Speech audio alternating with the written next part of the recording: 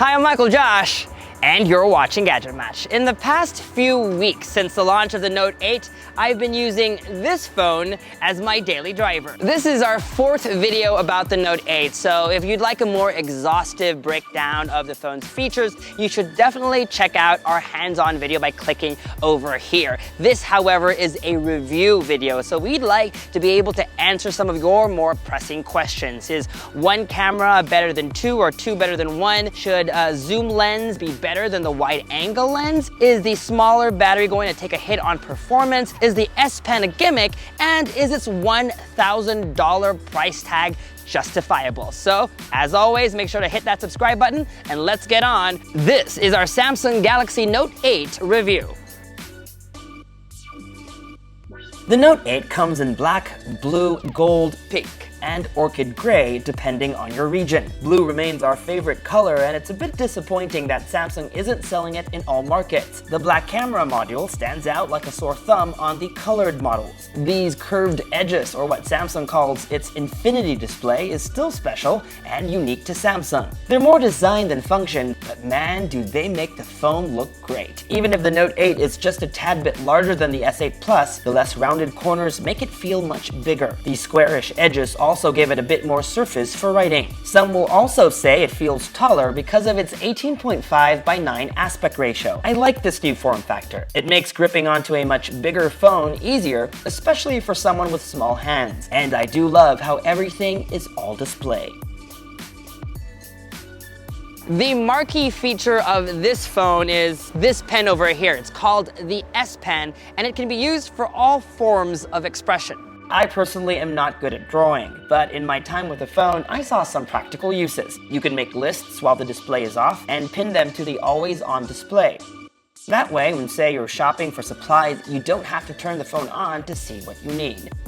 It also makes the perfect tool if you use Snapchat or Instagram stories. If you're serious about Insta stories, you'll know that taking the photo is only half the job done. With the S Pen, it's easier to doodle for something extra.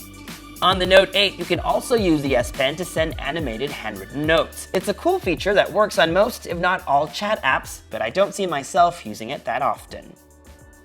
One of the questions we get asked a lot since publishing our Note 8 hands-on is, what is battery performance like? And that's a really good question because up until the Note 8, the Note series has always had the biggest battery of all Samsung flagship smartphones. But on the Note 8, its 3,300 mAh battery is much smaller than the S8 Plus or last year's Note 7. But truth be told, the Note 8 powers through the day. Even on a day of intense use, shooting photos and videos, social media, using maps, and GPS sharing while being tourists around Berlin, we got a solid 8 hours of use and about 4.5 hours of screen on time. That was a day of extraordinary usage. On much lighter days in New York, my phone lasted me a solid 20 hours once. On other more average days, we got close to over 5 hours of screen on time. While this is pretty decent, I really wish that the Note 8 pushed a little bit harder and gave me up to 12 hours of heavy use on a workday. After all, this phone was built for both work and play. The phone supports fast charging and can get from 0 to 100% in 1 hour and 20 minutes. The Note 8 is the first Samsung flagship with two main cameras. The main one, a 12-megapixel f1.7 shooter, is the same one as on the S8 Plus. The Note 8 has an additional 12-megapixel camera with a zoom lens. Samsung is the first company to offer both cameras with optical image stabilization built in. Going into this camera part of a review, we had two questions. Are two cameras better than one? And is the zoom lens on the Note 8 better than, say, the wide-angle lens of the LG V30? When it comes to shots taken using just the main camera, the Note 8 and S8 Plus are pretty much even Stevens. But the zoom lens is a nice feature to have. If you're all about macro photography, Samsung flagships have been awfully good at shooting close to subjects. 2x zoom lets you get in even further. There were other times when I shot this rainbow at Mauer Park where the extra zoom also came in handy. And if you're wondering, as long as there is plenty of light, digital zoom isn't that bad either. See the playhouse in this example. 1x, 2x, and then digitally 5x and 10x. Samsung also uses the extra lens on the Note 8 to create a beautiful blur effect. The mode is called Live Focus, and it lets you adjust the amount of blur applied to a photo before and after a shot. After taking these photos, we were able to adjust the blur to our liking. If you're all about these kind of portrait shots, then that second lens is worth having. But it's also worth noting that when we uploaded some of the photos to our computer, some of the shots didn't look as great as when we viewed them on our phones. But if you just plan on posting them on social media, these photos look great.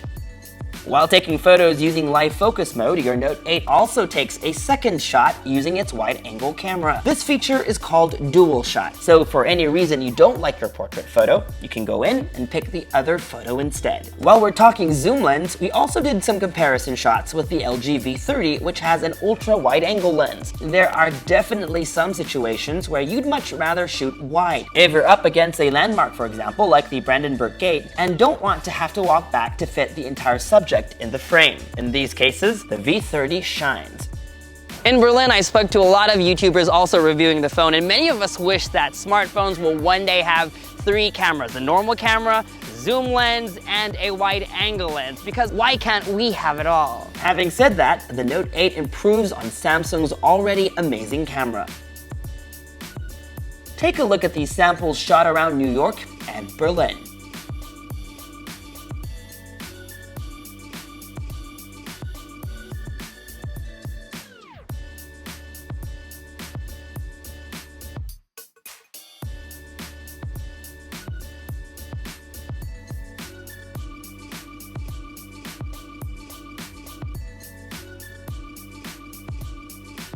In many of these shots, you'll see colors are punchy, dynamic range was also good, although in some cases, photos tend to be over-sharpened.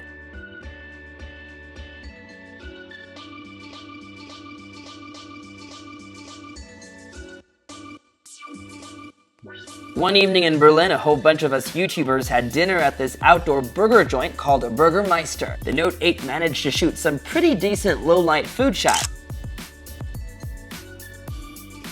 as well as some pretty good, albeit grainy, live focus portraits. And these photos of this must-try establishment. Lots of you have also been asking, what about the selfie camera? I'm no selfie expert, but here are some real-world selfies from my travels.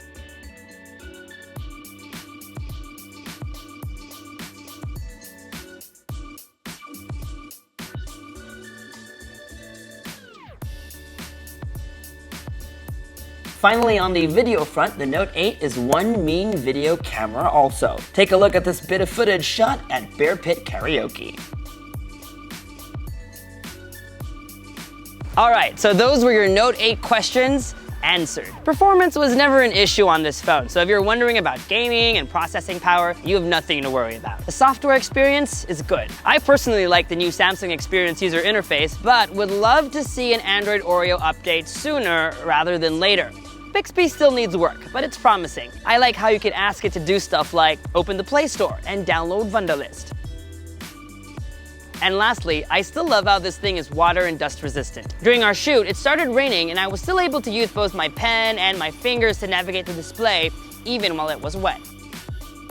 So, is the Samsung Galaxy Note 8 your gadget match? That's a tough one. Is the Note 8 one of the best Android devices available today? Definitely yes. But is its $1,000 price tag justified? That's a tough one. There are phones out there $100 to $200 cheaper that are really good, including the S8 Plus from earlier this year. So unless you really need the S Pen or if you like those camera features, then the S8 Plus might be good for you. It's also worth pointing out, however, that industry-wide prices of smartphones are going up. In fact, the iPhone 8, which is coming out very soon, is also expected to be in that $1,000 price point. It looks like in 2017, if you want the best of the best, you need to be willing to pay a bigger premium for the phone of your choice. That said, there's nothing quite like the Note 8 right now, but with a lot of competition coming up just on the horizon, then it really is too early to tell. All I know is that it's going to be an exciting time.